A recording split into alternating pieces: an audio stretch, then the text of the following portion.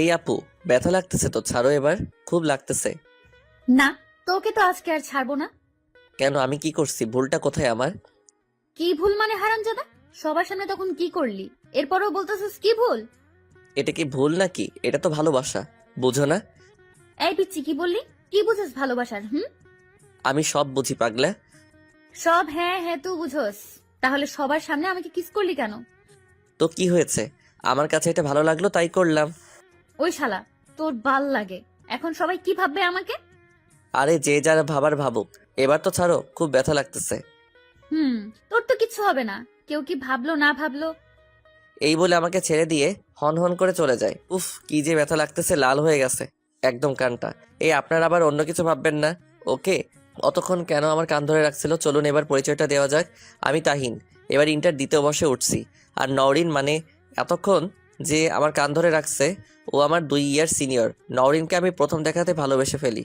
অনেকবার বলছি ওকে ভালোবাসি এই কথাটা, কিন্তু তার উত্তর একটাই, আমাকে ভালোবাসে না। তাই আমি ওর পিছনে আঠার মতো লেগে থাকছি। আর কানে ধরার কারণটা তো আপনারা জানেন, তাহলে আবার শুনুন। ওকে, আমি কলেজে সবার সামনে কিস করছি, তাই কানে ধরে টানতে টানতে নিয়ে আসে একপাশে। গল্পের সাথে থাকুন, সব জানতে পারবেন। নওরিন চলে গেল, আমিও চলে গেলাম ক্লাস করতে। সব ক্লাস শেষ করে বাহিরে এলাম আর চলে গেলাম নওরিনের ক্লাসের কাছে। গিয়ে দেখি এখনো ছুটি হয়নি, তাই আমি অপেক্ষা করতে থাকলাম। অবশেষে আমার অপেক্ষার প্রহর শেষ হলো। নওরিন ক্লাস থেকে বাহির হতে আমি বললাম, এই যে শুনছো? তুই আবার এলি? সরি। কেন রে? তখন তোমার সাথে অমন করার জন্য। যা করার তো করেই ফেলেছিস। এখন সরি বলে লাভ কি? জানি তুমি কষ্ট পাইছো তখন। আর হবে না কোনোদিন, এবারের মতো ক্ষমা করে দাও। আচ্ছা ঠিক আছে, যা এখন। আচ্ছা, একটা কথা বলতাম। বল কি কথা? রাগ করবে না তো প্রতিদিনের মতো? আচ্ছা বল, রাগ করব না, কি কথা বল। I love you. এটা বলার পর আমাকে আর কে পায়, দিলাম এক দৌড়। দৌড়াতে দৌড়াতে একটা পাকা জায়গায় চলে আসলাম আর দাঁড়িয়ে হাঁপাচ্ছি। কিছুক্ষণ দাঁড়িয়ে থাকলাম, তারপর আবার হাঁটা শুরু করলাম বাসার দিকে। বাসায় এসে ফ্রেশ হয়ে নিলাম, ফ্রেশ হয়ে কিছু খেয়ে নিলাম। এইভাবে প্রতিদিন নরিনকে জ্বালাই। তবে আপনারা এটা ভেবেন না যে ওকে কিস করি, এটা করি না। এমনি জ্বালাই, প্রতিদিন বলি ওকে ভালোবাসি এই কথাটা, কিন্তু সে মজা ভেবে উড়িয়ে দেয়। তবু আমি চেষ্টা করি ওকে কতটা ভালোবাসি, কিন্তু ও বোঝে না। আজকে ভাবছি ওকে কলেজে সবার সামনে প্রপোজ করব। যেই ভাবা সেই কাজ, চলে গেলাম নওরিনকে খুঁজতে। অবশেষে খুঁজে পেলাম, দেখলাম ও ওর বান্ধবীদের সাথে বসে আড্ডা দিতেছে। তাই আমি ওকে ডাক দিলাম আর ও আমার ডাক শুনে আসলো। তখন আমি হাঁটু গেড়ে বসে ওকে বলি, প্রথম দেখায় তোমাকে ভালো লেগে যায়, এই ভালো লাগা থেকে কখন যে তোমার প্রতি ভালোবাসার সৃষ্টি হয় বুঝতে পারিনি। তুমি কি আমার পথ চলার সঙ্গী হবে? হবে কি আমার হাতে হাত রাখার মানুষ? অনেক ভালোবাসবো, কখনো কষ্ট দিব না। এক নিঃশ্বাসে সব বলে ফেলি। কলেজের সবাই আমাদের দিকে তাকিয়ে আছে, জানি না কি হবে। আমি মাথাটা নিচু করে সেই অবস্থায় বসে আছি। তখন নরিন বলল, এই, তুই নিজেকে কি মনে করিস? বিশ্বপ্রেমিক? হ্যাঁ, তোদের মতো ছেলেদেরকে পুলিশে দেওয়া উচিত। তোকে আমি ভালো ছেলে মনে করতাম। আমি মনে করছি তুই অনেক ভালো, প্রতিদিন এমনি মজা করিস। কিন্তু তুই আজকে যা করলি তার জন্য আমার অনেক লজ্জা লাগতেছে। নিজেকে ঘৃণা করতে ইচ্ছে করতেছে। আমি নরিনের মুখে এই কথাগুলো শুনে কিছুটা অবাক হলাম, কি বলতেছে। তখন আমি বললাম, মানে তুমি কি আমাকে বোঝো না? আমি তোমাকে সত্যি অনেক ভালোবাসি, বিশ্বাস করো। এই, তুই ভালোবাসার কি বুঝোস? হ্যাঁ, তার চেয়ে বড় কথা, আমি তোর সিনিয়র। তো কি হয়েছে সিনিয়র? সিনিয়রদের কি ভালোবাসার মানুষ বাড়ানো যায় না? না, তুই যেটা ভাবতেছিস সেটা ঠিক না। কেন, আমি তোমাকে ভালোবাসি, তাহলে তোমার আমাকে ভালোবাসতে সমস্যা কোথায় বলবা? সমস্যা আছে তাই, আর তোকে ভালোবাসি না আমি। কি সমস্যা? আর ভালোবাসো না কেন? সমস্যা হচ্ছে আমি তোর সিনিয়র, তাছাড়া আমি অন্য কাউকে ভালোবাসি। এই কথাটা শুনে মনে হয় আমার মাথায় আকাশ ভেঙে পড়ার অবস্থা। কি শুনলাম আমি এটা? যার জন্য আমি অন্য মেয়েদের সাথে কথা বলতাম না, অন্য মেয়েদেরকে পাত্তাও দিতাম না, দেখলে সে কিনা আজকে বলতেছে সে অন্য কাউকে ভালোবাসে। বাহ, ভালোবাসা এমনই হয়। আমি এইগুলো মনে মনে ভাবতেছি, তখন নরিন বলল, কিরে, কি হলো? চুপ করে আছিস যে? আবার মনে মনে বলতে থাকি, তাহলে কি করব? আর চুপ না থেকে কী বা বলার আছে? যাকে এতটা ভালোবাসছি সে কিনা অন্য কাউকে ভালোবাসে। তখন আবার বলল, কিরে, কি ভাবিস? চুপচাপ কেন? না কিছু না। ও আচ্ছা, আমি যাই। আশা করি তুই আমার কথা বুঝেছিস আর ডিস্টার্ব করবি না আমায়। নওরিন চলে যাচ্ছে, তার দিকে তাকিয়ে মনে মনে বলি, আর ডিস্টার্ব করব না, কোনো দিন না। যে আমার না থাকে আমি চাই না। আর তবে তুমি যদি খুশি থাকো তাহলে আমিও খুশি। আমি না হয় তোমাকে ভালোবেসে যাব, সারাটে জীবন মনে করে নিব। তুমি হয়তো এক অজানা ঝড়ের মতো হারিয়ে গেছো আমার জীবন থেকে। থাকবো না আর আসবো না তোমার জীবনে কোনোদিন, ভালো থেকো।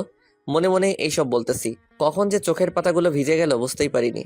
হয়তো তারও কষ্ট হচ্ছে আজ, তাই তো কান্নায় ভিজিয়ে দিল পাতাগুলো। থাকুক না সে নিজের মতো করে, হয়তো সে আমার ভাগ্যে ছিল না। এইগুলো ভাবি আর চোখের জল মুছতেছি। আজকে আর ক্লাস করতে গেলাম না, সোজা বাসায় চলে আসি। মা জিজ্ঞেস করেছিল কি হয়েছে, কিন্তু আমি কিছু বলিনি। রুমে এসে দরজাটা লক করে দিয়ে রুমের একপাশে বসে আছি আর কান্না করতেছি। তখন মা আসলো আর দরজা খুলতে বলতেছে, কিন্তু আমি দরজা খুলতেছি না। তখন আম্মু জোরে জোরে চিল্লাচিল্লিতে খুললাম। আম্মু আমাকে দেখে বলে, কি রে বাবা, কি হয়েছে? আর তুই কান্না করছিস কেন বল? তখন আমি আম্মুকে জড়িয়ে ধরে কান্না করতে করতে বলি, আম্মু আমি এখানে থাকবো না, আর ঢাকা গিয়ে লেখাপড়া করব, চট্টগ্রাম থাকবো না। আরে পাগল ছেলে, কি বলে? কি হয়েছে বলবি তো? না আম্মু কিছু হয়নি, আমি চট্টগ্রাম আর থাকবো না, ঢাকা যাব। তুই না বললেও আমি বুঝি তুই আমার পেট থেকে হয়েছিস। তবে যেটা হয়েছে সেটা নিয়ে এত কান্নাকাটি টেনশন করিস না। তুই ছেলে মানুষ, কান্না মানায় না। মা তুমি আসলে সবার সেরা, মনের কথা কেউ বুঝুক তুমি বুঝবে। মা আমি আগামী 3 দিনের মধ্যে ঢাকা যেতে চাই, বাবাকে বলো। আম্মু ঠিক আছে বলে চলে গেল। এইভাবে কাটলো দিনটা। রাতে খাবার খেয়ে ঘুমাতে গেলাম, তখনই নরিনের কথা মনে পড়ে। তখন মনে মনে বলি, তুমি তো আমাকে কখনো ভালোবাসোনি, তাই তো চলে যাচ্ছি তোমাকে ছেড়ে। আর ডিস্টার্ব করবো না তোমাকে, কখনো না। তবে তুমি ঠিকই আমাকে একদিন খুঁজবে। এইসব ভাবতে ভাবতে ঘুমিয়ে পড়ি। সকালে ঘুম থেকে উঠে ফ্রেশ হয়ে নাস্তা করতে গেলাম, তখন বাবা বলল, কিরে, তুই নাকি ঢাকায় লেখাপড়া করবি? জি বাবা। তাহলে তো ভালো কথা। আচ্ছা, আমি টিকিট কেটে তোকে জানাবো কখন বাইর হবি। আচ্ছা। নাস্তা করে চলে গেলাম কলেজে, কিন্তু ক্লাস করতে না, ঢাকা কলেজে ভর্তি হব, তাই টিসি নিতে। কলেজে এসে হেড স্যারের অফিসে চলে গেলাম। টিসি নিয়ে চলে আসতেছি, কিছু দূরে চোখ পড়লো, এটা দেখে বুকটা ছেদ করে উঠলো। নরিন একটা ছেলে সাথে বসে আড্ডা দিতেছে। এটা দেখে কেন জানি নিজের অজান্তেই চোখ থেকে জল চলে আসলো। চলে আসলাম সেখান থেকে। বাসায় আসতে আব্বু বলল, তাহিন, সন্ধ্যায় রেডি হোস যাওয়ার জন্য। জি ঠিক আছে। এই বলে চলে আসলাম রুমে। রুমে এসে কাপড় গোছাচ্ছি, এমন সময় আম্মু আসলো আর বলল, বাবা, তুই তো সন্ধ্যায় চলে যাবি। বাবা একটা কথা বলি শোন, এমন কোনো কাজ করবি না যে সেখানে গিয়ে যাতে তোর বাবার মান সম্মানে আঘাত লাগে। ঠিকমতো লেখাপড়া করবি আর তোর বাবা বন্ধু যা বলে তা শুনবি, ওনার কথা মতো চলবি। আমি আম্মুকে আচ্ছা বলে আবার কাপড় গোছাচ্ছি। ও আপনাদেরকে তো একটা কথা বলা হয়নি, ঢাকায় আমার বাবার এক বন্ধুর বাসায় থাকবো আর ওখান থেকে লেখাপড়া করবে। এইভাবে সন্ধ্যা হয়ে এলে আমি রেডি হয়ে নিলাম যাওয়ার জন্য। আব্বু আম্মুকে ছেড়ে যেতে ইচ্ছে করতেছে না, তবুও যাচ্ছি। আপনারা তো জানেন। আমি বাসে উঠে পড়লাম, সবাইকে বিদায় দিয়ে এখন আমার গন্তব্য ঢাকা। আমি নরিনের কথা ভাবতে ভাবতে বাসের সিটে হেলান দিয়ে ঘুমিয়ে পড়ি। ঘুম ভাঙলো বাসের কন্ডাক্টরের ডাকে। আমি চোখ মেলে দেখি আমি পৌঁছে গেছি। আমি নামলাম, বাসার ঠিকানা দিয়ে দিছে, তাই আর কষ্ট হলো না বাসা চিনতে। বাসার কাছে গিয়ে বেলটা দিলাম, সাথে সাথে দরজা খুলে দিল একটা আন্টি। আমি ওনাকে সালাম দিলাম, আমাকে চিনেছে। তারপর আঙ্কেল আসলো, ওনার সাথে কথা বলছি। কথা শেষ, আমার রুমটা দেখিয়ে দিল। আমি সোজা রুমে প্রবেশ করলাম। রুমটা অনেক গোছানো। বাহ! আমি ফ্রেশ হতে চলে গেলাম। ফ্রেশ হয়ে বাহির হয়েছি, তখন আন্টি এসে খাওয়ার জন্য ডেকে গেল। আমিও চলে গেলাম খাওয়ার জন্য। খুব খিদা পাইছে। এইভাবে সন্ধ্যা হয়ে রাত আসলো। ও আপনাদেরকে তো বলা হয়নি, ওনাদের একটা মেয়ে আছে, 14 কিংবা 15 হবে বয়স। আমি ঘুমিয়ে গেলাম। সকালে উঠে কলেজে ভর্তি হওয়ার জন্য রেডি হয়ে নিলাম। আঙ্কেল সহ যাবে, কারণ আমি এখানকার কিছু চিনি না, তাই চলে গেলাম কলেজে। আমাকে কলেজে ভর্তি করিয়ে আঙ্কেল অফিসে চলে গেল। আমি আজকে ক্লাস করলাম না, কাল থেকে করব, তাই চলে আসলাম বাসায়। তখন আন্টি বলল, কিরে বাবা, আজকে ক্লাস করনি? না আন্টি, কাল থেকে করব। বাবা তোমাকে একটা কথা বলি, আমার কোনো ছেলে নাই, শুধু একটা মেয়ে, আর তুমি আমার ছেলের মতো। তাই আন্টি বলো না, ছোট আম্মু বলে ডেকো, আমি খুশি হব। বাবা আমার তো কোনো ছেলে নাই, তাই তোমাকে আমার নিজের ছেলের মতো রাখতে চাই। জি ঠিক আছে, আর আমি তো আপনার নিজের ছেলের মতো। তাছাড়া আমিও আর একটা মা পাইছি। বাবা, আর কোনো কিছু লাগলে আমাকে বলবে, লজ্জা পেও না, নিজের বাড়ি মনে করো। জি ছোট আম্মু। এই বলে রুমে চলে আসি। আরও কিছু কথা বলে আসলে একটা কথা ভেবে অনেক খুশি হচ্ছি যে তারা আমাকে এই 2-1 দিনে অনেক আপন করে নিল। সেই সকাল থেকে বাসা থেকে বাহির হইনি, রুমে ছিলাম, ভালো লাগে না একা একা। আর মিনুও নাই, সেই স্কুলে সে যদি থাকতো তাহলে বসে তার সাথে গল্প করতাম। মিনুটা হলো আমার আন্টি, মানে ছোট্ট আম্মুদের একমাত্র মেয়ে। দুপুরে আন্টি থুক্কু ছোট আম্মু খেতে ডাকলো। আমি গিয়ে দেখি মিনু আসছে। স্কুল থেকে খাওয়া শেষে ছোট আম্মুকে বললাম, ছোট আম্মু একটু বাইরে যাব ঘুরতে। আচ্ছা যাও, তবে বেশি দূরে যেও না, তুমি তো এখানকার কিছু চেনো না। ছোট্ট আম্মু তুমি চিন্তা করো না, আমি বেশি দূরে যাব না, আশেপাশে যাব। তখন মিনু বলে উঠল, ভাইয়া আমিও যাব তোমার সাথে। অনেক দিন ঘুরতে চাই না, পাপ্পাও সময় পায় না, মামামও সময় পায় না। চলো ভাইয়া আমরা যাই। আচ্ছা আমার পিচ্চি বোন তোকেও নিয়ে যাবে। ভাইয়া আমি তোমাকে সব ঘুরে ঘুরে দেখাবো, তবে আমাকে তোকে কি বল? তখন মিনু আমার কানে কানে এসে বলল, আমাকে আইসক্রিম নিয়ে দিতে হবে, কিন্তু মাম্মামকে বলবে না, মাম্মাম শুনলে তাহলে খবর আছে। আমি একটা শুনে একটা মুচকি হাসি দিলাম। তখন ছোট্ট আম্মু বলল, কি রে, কানে কানে কি বললে রে ও? না ছোট্ট আম্মু কিছু না। আমি জানি কি বলছে। আচ্ছা আজকে ভাইয়ার সাথে যাবি, তাই খাবি, কিন্তু প্রতিদিন না। এইভাবে বিকাল হয়ে এলো, মিনুকে নিয়ে ঘুরতে বাহির হলাম, ওকে আইসক্রিম কিনে দিলাম। এইভাবে ঘোরাঘুরি শেষ করে বাসায় ফিরলাম। এইভাবে চলতে লাগলো আমার জীবন। প্রতিদিন কলেজ শেষ করে এসে মিনুকে নিয়ে ঘুরতে যাই, আবার সন্ধ্যায় বাসায় ফিরি। এখন আর নরিনকে তেমন মনে পড়ে না, তবে মাঝে মাঝে পড়ে। এইভাবে পার হয়ে গেল 3টি বছর। আজকে নিজ বাসায় ফিরতেছি। এইভাবে 3টি বছর পার হয়ে যায়। আজকে নিজের বাসায় ফিরবো, খুশিও লাগতেছে আবার দুঃখও লাগতেছে। খুশির কারণ হলো আজ অনেক দিন অনেক বছর পর মা বাবাকে দেখবো। আর দুঃখ হওয়ার কারণ হচ্ছে মিনু ছোট্ট আম্মু ছোট্ট আব্বুকে ছেড়ে যেতে হবে। সন্ধ্যার সময় রওনা দিব। মনে মনে ভাবলাম, আচ্ছা নরিনের মনে হয় বিয়ে হয়ে গেছে, হয়তো এতদিনে বাচ্চার মাও হয়ে গেছে। এইগুলো ভাবতেছি, তখন মিনু বলল, ভাইয়া তুমি চলে যাবে আজকে? রে। ভাইয়া তুমি এখানে থেকে গেলে কি হয়, এখানে থেকে যাও আমাদের সাথে। আমার তো যেতে ইচ্ছে করতেছে না রে, তোকে ছোট আম্মুকে আব্বুকে ছেড়ে যেতে কিন্তু যেতে হবে রে। আমার তো পড়াশোনা শেষ। ভাইয়া তোমাকে অনেক মিস করব। আমি ওরে তোদের সবাইকে মিস করব, তাই মাঝে মাঝে আসবো তোদের দেখতে। মিনুর সাথে কথা বলতেছি, তখন ছোট্ট আম্মু আসলো আর বলল, কি রে, তোদের মধ্যে আবার কি কথা হচ্ছে রে? তখন মিনু বলল, মাম্মাম ভাইয়া তো চলে যাবে আজকে, তুমি ভাইয়াকে যেতে বারণ করো। না রে মামনি, তোর ভাইয়া তো এখন অনেক বড় হয়েছে, ওখানে গিয়ে চাকরি করবে, তোর ভাইয়ার একটা দায়িত্ব আছে না। আমি ছোট্ট আম্মুর কথা শুনছি আর ভাবতেছি অনেক আপন করে নিলাম ওনাদেরকে। আমাকে কোনোদিন মা বাবার অভাবটা বুঝতে দেননি, নিজের ছেলের মতো ভালোবাসছে। এটা ভেবে মন খারাপ হচ্ছে যে এত ভালো মানুষগুলোকে ছেড়ে যেতে হচ্ছে। মনে মনে এই কথাগুলোই ভাবতেছি, কিছু তো করার নাই। এইভাবে দুপুর পেরিয়ে সন্ধ্যা হলো, আমি রওনা দিলাম। এখন গন্তব্য নিজের শহর। সারা রাত জেগে থাকতে ঘুমাই নাই। গাড়ির মধ্যে বাসায় পৌঁছে গেছি। বাবা মা কাউকে বলিনি আমি আসবো, সেটা কারণ সারপ্রাইজ দিব তাদের। তাই বাসার কলিং বেল চাপলাম। একটু পর দরজা খুললো। মা আমাকে দেখে বলল, কে আপনি? আপনাকে তো ঠিক চিনলাম না। কি তুমি আমাকে চিনো না? আমি তোমার ছেলে তাহিন। কি বলতেছো? আমার ছেলে কোথায় থেকে আসবে? ও তো ঢাকায়। আরে মা, আমি তোমাদেরকে বলি নাই আসবো সেটা। ও, তাহলে তোর চেহারা এই অবস্থা কেন? মুখে এত দাড়ি কেন তোর? তাই তো তোকে চিনতে পারছি না। আরে মা, সব কথা কি বাইরে বলবা নাকি ভিতরে ঢুকবা? এই কথা বলে ভিতরে গেলাম। বাবার সাথেও কথা বলে আমি আমার রুমে গেলাম। রুমে গিয়ে ফ্রেশ হয়ে নিলাম আর একটা লম্বা ঘুম দিলাম। রাতে আসার সময় একটু ঘুমাইনি, ফ্রেশ হয়ে ঘুমিয়ে পড়লাম। ঘুম থেকে উঠলাম দুপুরে।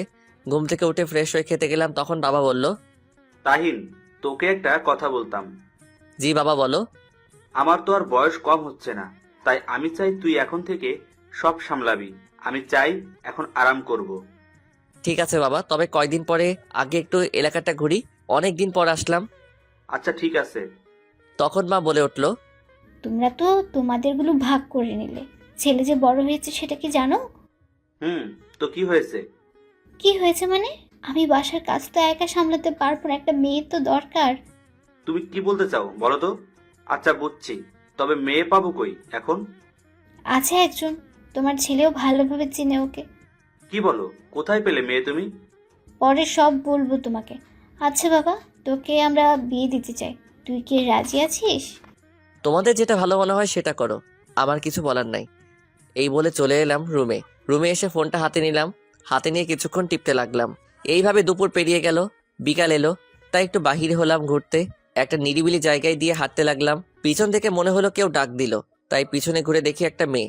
সে আমার কাছে আসলো। কাছে আসতে চিনতে পারলাম, আরে এটা তো নরিন। হঠাৎ করে নরিন কাছে এসে বলল, কেমন আছো?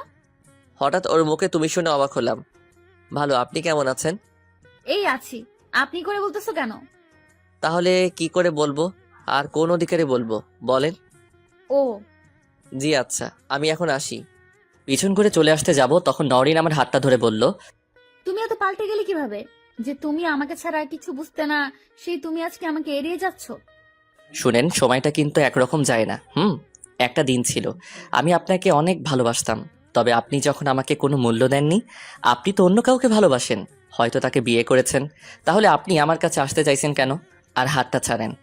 এত স্বার্থপর হলে কেমন করে তুমি? আচ্ছা, একটা কথা জিজ্ঞেস করি, বলবে? যদি বলার মতো হয় তাহলে বলবো। তুমি কি আমাকে এখনো ভালোবাসো? আচ্ছা, আমি আসি, ভালো থাকবেন। এই দাঁড়াও, আমার উত্তরটা দিয়ে যাও। এটা আমার কথার উত্তর না। উত্তরটা দাও। জানি না। আর আপনি কে? আমি আপনাকে এর কৈফিয়ত দিতে যাব কেন? আমি আসি এখন। এই বলে চলে আসতেছি, নরিন জোরে চিৎকার করে বলল, আমি জানি তুমি আমাকে এখনো ভালোবাসো। আমি শুনেও না শোনার ভান করে চলে আসছি। বাসায় এসে রুমে গেলাম। শুয়ে শুয়ে ভাবতেছি, কেন ওর সাথে আমার দেখা হলো? কেন? যার মনে আমি নেই, তাকে ভাবাটা ভুল। এইগুলো ভাবতেছি, কখন যে চোখ দুটো জোড়া লেগে গেল বুঝিনি। এইভাবে দিন কাটতে লাগলো। আর আম্মু আব্বু আমার বিয়ের জন্য পাত্র দেখছে। আমাকে দেখতে যেতে বলছে, কিন্তু যাই নাই। আমি বলে দিছি, তোমরা যাকে বলবে তাকেই বিয়ে করব। বিয়ের দিন তারিখ ঠিক হয়ে গেল। আমি এখনো পাত্রীকে দেখিনি। বাসর ঘরের সামনে দাঁড়িয়ে আছি। বিয়ে করে নিয়ে আসছি আজ। আর এখন আমার বাসরাতের সম্পর্কে তো সবাই জানেন কি হয়। আমি দরজার কাছে দাঁড়িয়ে আছি, বন্ধুরা ঠেলে ঠুলে ঢুকাইলো। আমিও ঢুকে পড়লাম। ভয় হচ্ছে, আবার খুশিও লাগতেছে। বউ দেখি ইয়া বড় একটা ঘোমটা দিয়ে খাটে বসে আছে। আমি কাছে গেলাম। কাছে যেতে আমাকে সালাম করলো। আমিও তাকে পরম যত্নে উঠালাম, তাকে আবার খাটের উপর বসালাম। এবার ঘোমটাটা তুলবো। ঘোমটাটা তুলে তো আমার তো স্টক করার সময়। এটা তো নরিন। আমি ওকে দেখে একটু দূরে সরে এলাম। তখন সে বলল, কি হলো? তুমি ওখানে কেন? কাছে এসো। আজ আমাদের বাসর রাত না? আপনি কোথায় থেকে আসলেন? এখানে তো আমার বউ থাকার কথা। আমি তো তোমার বউ। মানে? আমি তো আপনাকে বিয়ে করিনি। আর আপনি তো অনেক বড় আমার থেকে। না না, এটা হতে পারে না, দাঁড়ান। আমি এখনই মা বাবাকে ডাক দিতেছি। আমি ডাক দিতে যাব, তখনই নরিন বিছানা থেকে উঠে আমার কাছে আসলো আর বলল, এই শোনো, আমার কথা তো শোনো আগে। কি শুনবো? আমি আপনার কথা। হ্যাঁ, তাহলে শোনো, আমি তোমার আম্মুর সাথে দেখা করি, কারণ আমি তোমাকে অনেকটা ভালোবেসে ফেলেছি, মিস করেছি। প্রতিটা দিন তোমাকে, এই 3টা বছর আমি তোমার জন্য অপেক্ষা করেছিলাম। মাঝে মাঝে তোমাদের বাসায় আসতাম আর আন্টি আঙ্কেলের সাথে দেখা করে যেতাম। জানি না আমি তোমাকে কেমন করে ভালোবেসে ফেলেছি, কিন্তু আমাকে আর কষ্ট দিও না। নওরিন কাঁদতে কাঁদতে বলে এই কথাগুলো। তখন আমি বললাম, আপনি তো অন্য কাউকে ভালোবাসতেন, মনে আছে ওই দিনটার কথা? আর এখন বলতেছেন ভালোবাসেন? আমি ওদিন মিথ্যা বলেছিলাম, কারণ আমি চাইনি তুমি আমার পেছনে পেছনে না ঘুরে তুমি তোমার ক্যারিয়ার নিয়ে বসো, ক্যারিয়ার নিয়ে ভাবো, তাই এটা করতে হলো। আর কত মিথ্যা বলবেন? মিথ্যা না, যদি মিথ্যা মনে করো তাহলে মিথ্যা। তবে এই মিথ্যার মাঝে একটা সত্যি আছে, আমি তোমাকে ভালোবাসি। এখন কি করব বুঝতে পারতেছি না। দূরেও ঠেলে দিতে পারতেছি না, কারণ এই সিনিয়র আপুকে যে অনেক ভালোবাসি মনে মনে ভাবতেছি। তখন নওরিন বলল, এই কথা বলো, কি হলো? কি বলবো আমি? কেন, তুমি জানো না? না, জানি না। কি? I love you. হুম। কি? মানে ভালো লাগে না? নওরিন এক পাশ ঘুরে দাঁড়িয়ে আছে। তখন আমি পিছন থেকে গিয়ে জড়িয়ে ধরে আর বলি, তুমি কি পারবে আমার শতকষ্টের সাথী হতে? তুমি কি হতে পারবে আমার সুখের সাথী? ভালোবাসি তোমায় নিজের থেকেও বেশি। এই, তুমি কয়টা মেয়েকে এইভাবে প্রপোজ করছো বলো তো? এই প্রথম তোমাকে। কেন? এমনি। আচ্ছা চলো আদর খাবো। যা পাজি, লাইট বন্ধ করো আগে। বউ। লাইট বন্ধ করে ঝাঁপিয়ে পড়লাম ভালোবাসার সাগরে। অনেক তো পড়লেন, আর না। আবার ওদের লজ্জা লাগবে। আপনারা তো জানেন এ রাতে কি হয়। তাহলে কি জান হইছে? আর শুনতে হবে না, তা না হলে না, কিছু না। এই তো ডিপ্লোমা শেষ করলাম, 2 বছর হলো। এখন একটা সরকারি চাকরি করি। প্রেম ভালোবাসা এগুলার ধারে কাছেও যাইনি। আসলে প্রেম ভালোবাসা এসব আমার জন্য আসে নাই। এতদিন পড়ালেখা করেছি, ঘুরেছি, বন্ধুদের সাথে আড্ডা দিয়েছি, মজা মাস্তি এগুলোই করেছি। বিয়ে শাদীর কথা মাথায় আসেনি। আমি বাবা মায়ের একমাত্র সন্তান, তাই আমাকে বিয়ে করানোর শখটা একটু বেশি তাদের। আসলে তাদের মেয়ে নাই তো, আমাকে বিয়ে করিয়ে আমার বউকে তাদের মেয়ের মতো করে দেখার জন্য তাদের এত শখ। বুঝেনি তো, বাড়ির বড় ছেলে এবং একমাত্র সন্তান।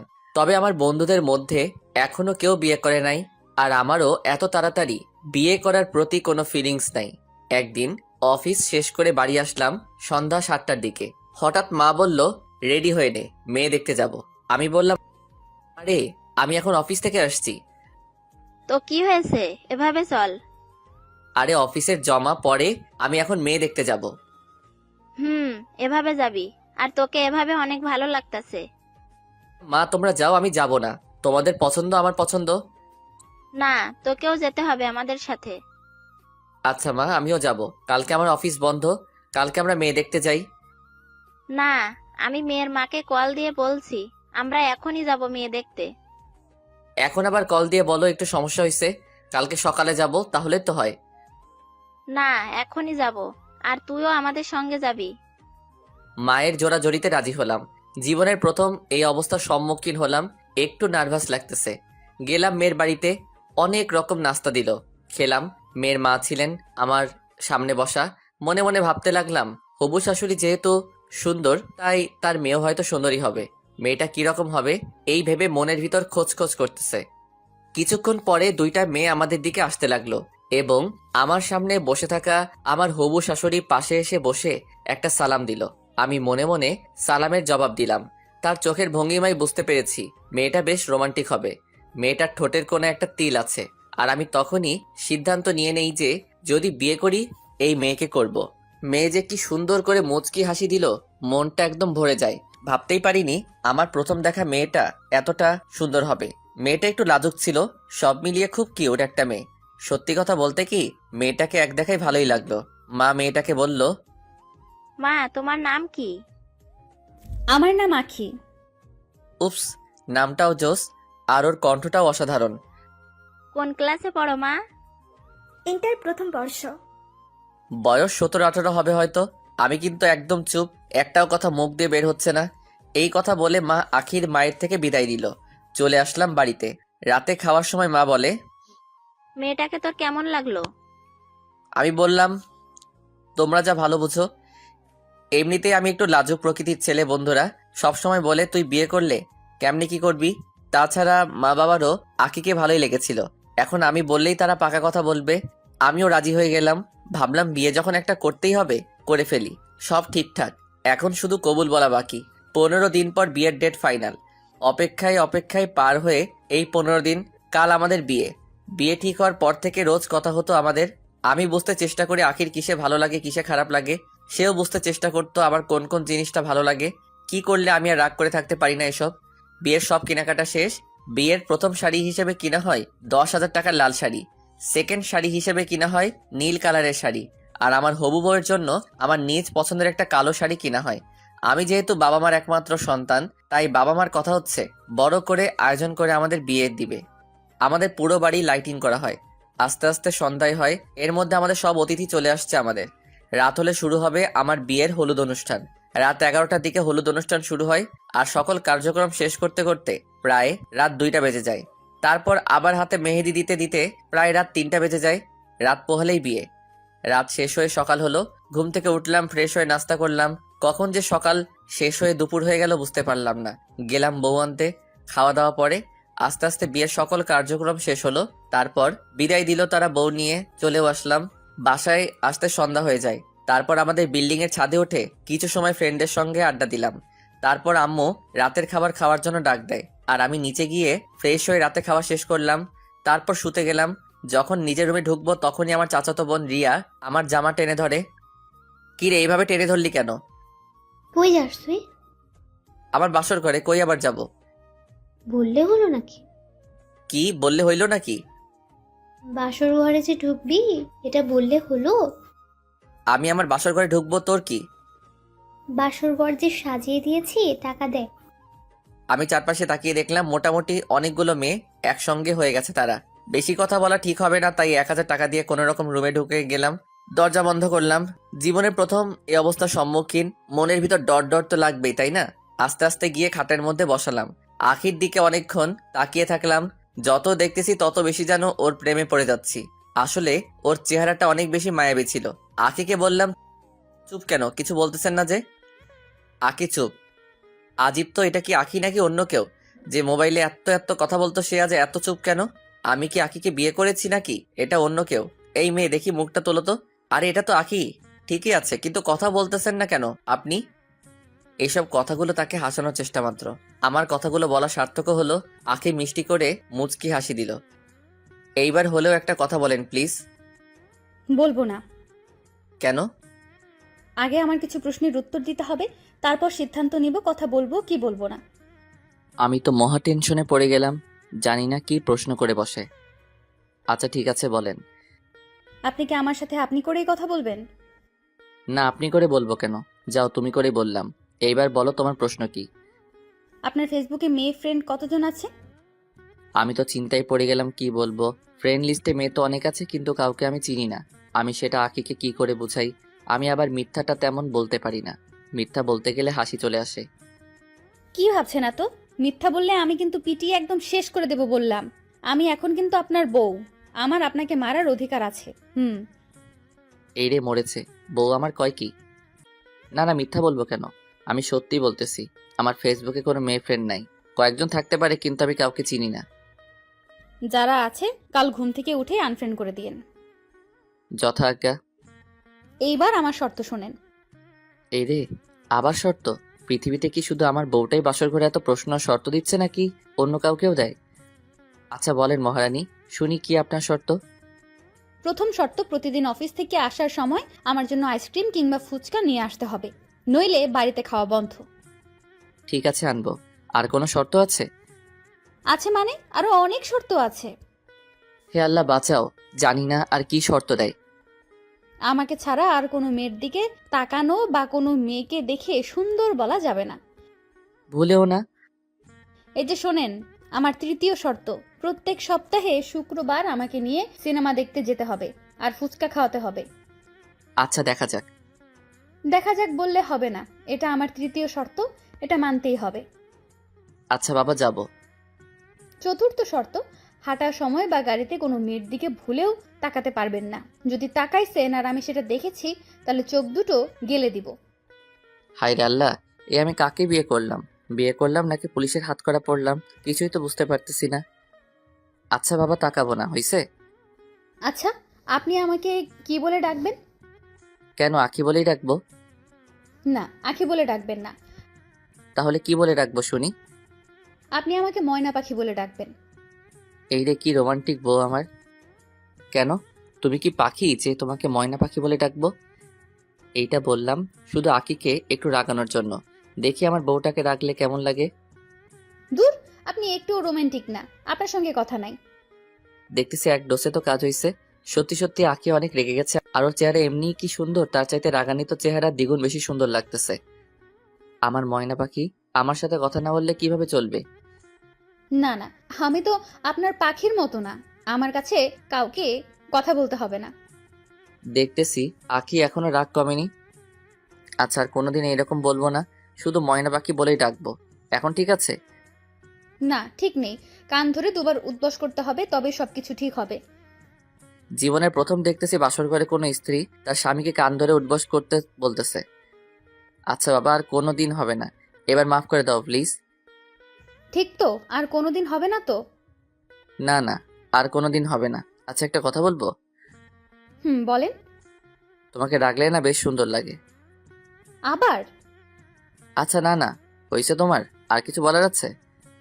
না। উফ বাসলাম, কোনো রকমের প্রশ্ন উত্তর পর্ব শেষ হলো, এবার ঘুমাই। হুম তুমিও শুয়ে পড়ো। হুম চোখের কোণে ঘুম আসতেছে, এই মুহূর্তে আঁখি আবার দিল চিল্লানি। হায় রে আল্লাহ, আমি আপনাকে একটা প্রশ্ন করতে ভুলে গেছি, এখন করি প্রশ্নটা। আল্লাহ আমার উঠাইয়া নাও, আবার নাকি প্রশ্ন? আচ্ছা প্রশ্নটা কাল করলে হয় না? একটাই তো প্রশ্ন, এখন বলে ফেলি। আচ্ছা বলেন, তাড়াতাড়ি বলেন। ফেসবুকে রিলেশনশিপ স্ট্যাটাস চেঞ্জ করেছেন তো? এইটা বলার জন্য আমাকে ঘুম থেকে উঠাই ফেললে? বলছেন না কেন? না করিনি। কেন করেন নাই? এখন ডাটা অন করে করে দেন। আচ্ছা বাবা করতেছি, কিন্তু এরপর একটা কথাও বলতে পারবো না, সোজা ঘুমায় যাব, ঠিক আছে? ঠিক আছে। অতপর তার কথা রাজি হয়ে রিলেশনশিপ স্ট্যাটাস চেঞ্জ করে দিলাম। দেখো করে দিছি, এবার একটু ঘুমাই। ঠিক আছে। কোনো রকমে ঘুমাইলাম। সকাল হতে না হতেই আবার ডাক। এই ওঠেন ওঠেন না, ফজরের নামাজ পড়ে নেন, তারপর ঘুমাবেন। আরেকটু ঘুমাতে দাও প্লিজ, ঘুম থেকে উঠেই পড়ে নিব। না, সূর্য উঠে যাবে। এখনই পরে নেন, নইলে পানি আনতেছি। এই না না, উঠতেছি। আমার অনেক ভালো লাগলো এটা ভেবে যে ও নিজে নামাজ পড়তে উঠছে, আবার আমাকেও তুলছে। মেয়েটা সত্যি অনেক ভালো। আমি তো এইরকম একজন মেয়ে চেয়েছিলাম যে সব দিক দিয়ে ভালো হবে। দুজনেই নামাজ পড়ে বসলাম। চা খাবেন? নিয়ে আসবো? চা বানাতে পারো?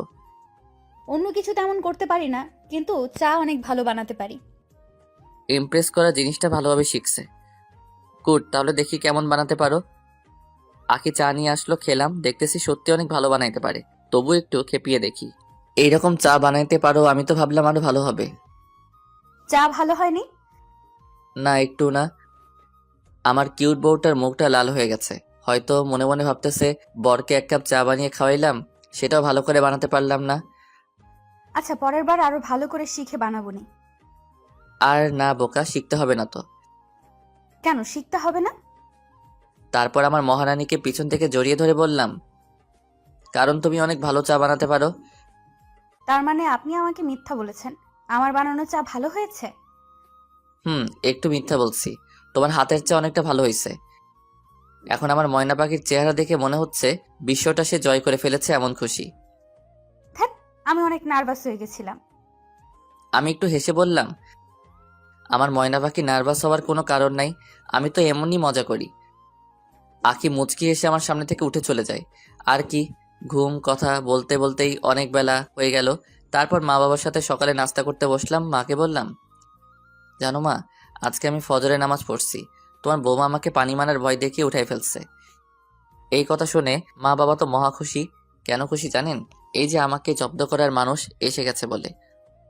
খুব ভালো কাজ করেছো মা। প্রতিদিন ওকে ফজরের নামাজ পড়াইবা, সকাল সকাল উঠিয়ে দিবা। হঠাৎ আখি বলে উঠল, মা বাবা আপনারা দুইজনেই আমাকে তুমি করে না তুই করে বলবেন। আচ্ছা ঠিক আছে, তুই করেই বলবো। এই চিত্র দেখে মনে হলো বিয়েটা এখন কেন করলাম। বিয়েটা আরো অনেক আগে করার দরকার ছিল। এই শোন, আকিকে নিয়ে একবার ওর বাপের বাড়ি থেকে ঘুরে আয়, মেয়েটার মন খারাপ করবে। আমার তো মনে হয় না ওর মন খারাপ হবে। এখানে তো মহা খুশিতে মনে হচ্ছে। মা, আরো কয়দিন পরে যাই? না, আজকে যাবি বলছি, মানে আজকে যাবি। আচ্ছা, কি আর করার। কিছুক্ষণ পর দেখি আখি বোরকা টোরকা পরে রেডি। আমাকে বলল রেডি হয়ে নেন। আমিও রেডি হয়ে নিলাম। রাস্তায় বের হতে আখি বলে উঠল, আমরা রিকশায় কবে যাব? হ্যাঁ, এত রোমান্টিক চিন্তা তার মাথায় আসে কোথা থেকে? মানে, তোমার কি ধারণা আছে এখান থেকে রিকশায় করে যেতে কতক্ষণ সময় লাগবে? আর রিকশা তো যাবে বলে মনে হয় না এত দূর। যাবে যাবে। আপনি ডাকেন তো, এমন করেন কেন? একটা রিকশাই ডাকবো, যদি সেটা না যায় আর ডাকবো না, ঠিক আছে তো? আচ্ছা ঠিক আছে, ডাকেন। এবার কথা আর না বলে। তারপর আমি ভালো স্বামীর মতো একটা রিকশা ডাক দিলাম। রিকশাটা আমাদের সামনে আসলো। তারপর আমাদের গন্তব্যস্থলের কথা বলি। রিকশাওয়ালা মামা একটু হেসে দিল। অতপর সেই রিকশাওয়ালাও গুটিবাজি করলো। আমার সাথে সেও যেতে রাজি হয়ে গেল। শর্ত মতে আমার যেতেই হলো রিকশায় করে। নাও মহারানী, তোমার আশা পূর্ণ হলো। উম, হুম, আমি এখন অনেক খুশি। যাক, তুমি খুশি হলে আমি খুশি। তারপর রিকশায় উঠে চুপচাপ বসে রইলাম। কিছুক্ষণ পরে আখি বলে উঠল, কিছু বলেন না কেন? কি বলবো? রিকশায় যেতে কেমন লাগতেছে? ভালোই তো লাগতেছে, কিন্তু সেটা ওকে বুঝতে দেওয়া যাবে না। একদম বাজে। ভালো না লাগলে বলতে পারেন, নেমে যাই, অন্য গাড়ি করে চলে যাব। এত দূর আসার পর মনে হলো কথাটা থাক, এখন আর নামতে হবে না।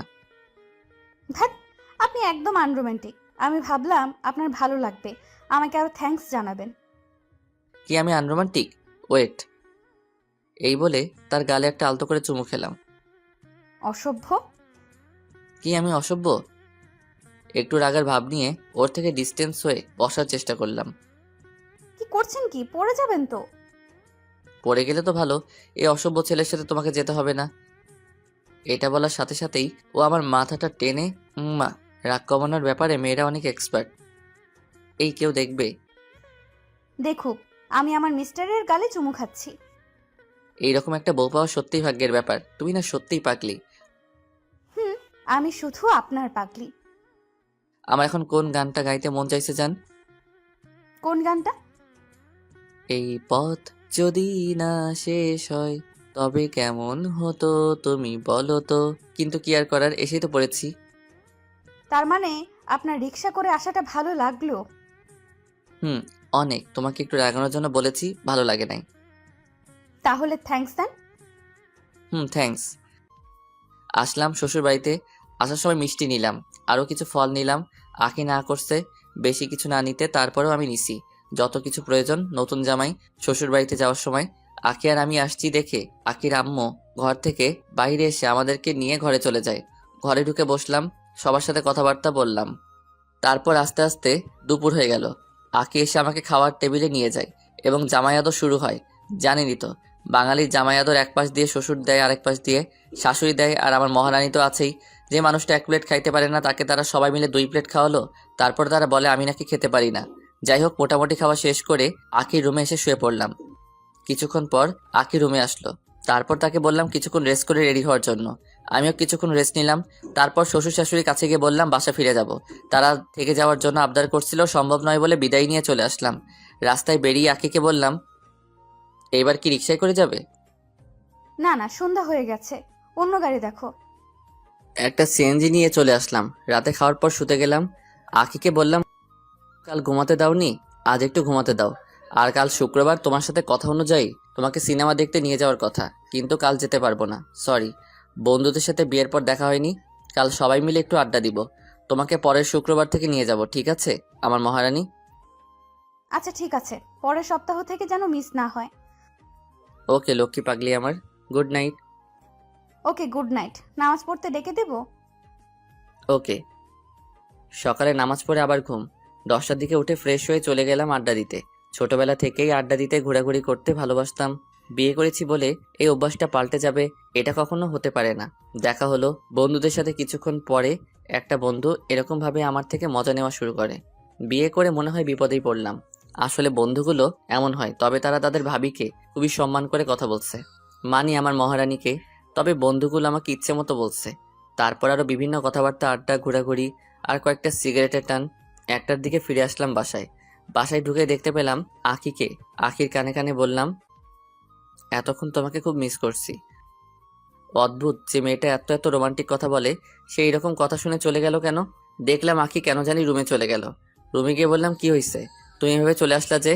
যে মেয়েটাকে সারাক্ষণ হাসি মুখে দেখেছি সেই মেয়েটার চেহারা অন্ধকার করে রেখেছে।